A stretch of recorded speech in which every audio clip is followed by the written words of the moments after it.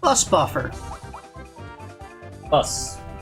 We're gonna buff the bus. Buffing a bus, or yeah, polish the roof of the bus with your buffer. It's covered in stuff. The buffer is hard to control. So the whole thing of this game is that the buffer is always moving forward and turning in one of the two directions. And the whole thing is you need to change what direction it's moving, left versus right, to kind of make it control. Like, it's a weird, awkward kind of control. So, like, if you go back and forth, left and right, you'll kind of weave forward eventually, sort of like this slow... You see how I'm moving with Mario there? Yeah. I'm just kind of doing the back and forth, like, because you're always moving. So, whatever and of team... course, your teammate can get in the way. Yeah. Whichever team clears off all of it first wins. If the time runs out, then it judges by percentage. You can see it runs up a percent, and of course you can have a tie. And everyone loses. Well, that was competitive Power Wash Simulator. Rumble ready! Be the first player to react to the rumble and catch the capsule. Catch 3 first or end with the most. Press A to catch. How is this skill? Press A the instant you feel the rumble. If you press it early, then the other team gets it. If you've turned rumble off, an exclamation point will appear instead. Pressing buttons fast is skill. Pressing it with a timing, reacting fast is skill. Yeah. Maybe it should have just been called reaction instead of skill. Well, it's not always reaction. The categories are a little awkward. They should make better categories. Yeah. They should make better games. Yeah. Anyway, this. You stand up there and you alternate with you and your teammate who's up there, and then at some point your controller will rumble, and whoever pushes the button soonest when the controller starts rumbling catches the ball. And if you push it they're too early, then the opponent gets it instead. And whoever gets the 3 balls is the winner. Okay. So, it's not very good. It's not a very good minigame. What happens if you don't push the button? If you don't push the button at all, then, and the 5 seconds runs out, then nobody gets anything. And also, that was what the exclamation looked like if you don't have Rumble on. If nobody pushes it after a couple of seconds after it starts rumbling, then it hits the shy guy. So, yeah. So after giving the shy guy a headache, everyone loses. Submarathon. Oh. Did they make the puns first, or...? I mean, the puns are the translations. Right. Race your submarine to the finish line. One character uses the lever while the other one rests. This is a weird one. Because one player is actually doing all of the work, and the other player can make the eyes blink on their fish sub. Switching is the key. So, you know, you're doing all of the work. You're tapping, alternating left and right, L and R to do the thing. And when you get tired, when your hands get tired from pushing these buttons, you're supposed to switch to your teammate with Y. Or not. Or you could just not, and just tough it out. And then the other team is switching, which takes time when they're not moving. And you can just kind of go, and as you can see here, if you're not actively doing it, you can make the eyes blink and the lips move on the fish car. Why? So that you have something to do while you're not playing the game.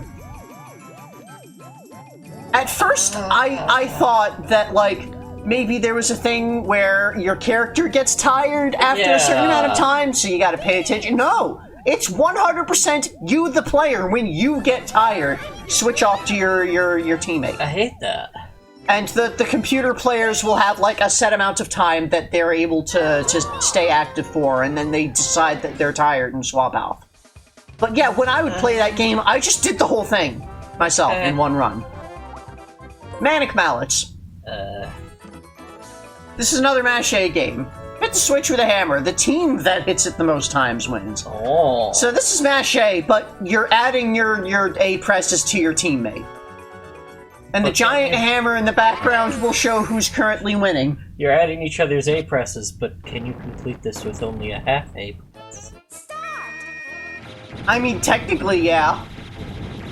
As you can see here, the hammer is ascending. You are praising the hammer with your hammers, and whichever team is less able to praise the hammer idol is smashed. Oh. And if neither team praises the hammer idol, then it is angry at both of them and smashes everyone. That's pretty clever. Turns. Panic Pinball.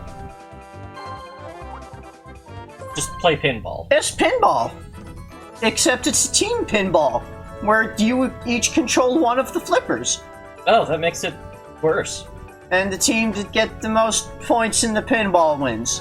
Just play pinball. Yeah.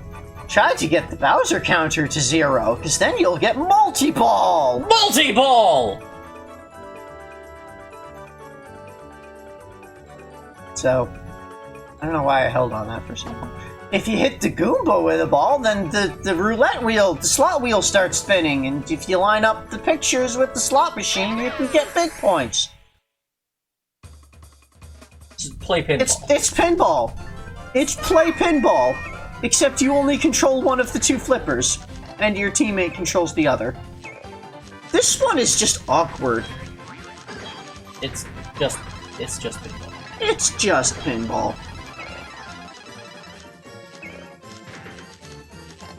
If you're when the ball falls into the pipe bottom, then you lose like a couple of seconds before the next ball comes down. But you always will get a new ball. There's not like Is the pipe in there like allow you to transfer ball or? The pipe in the center is like weird.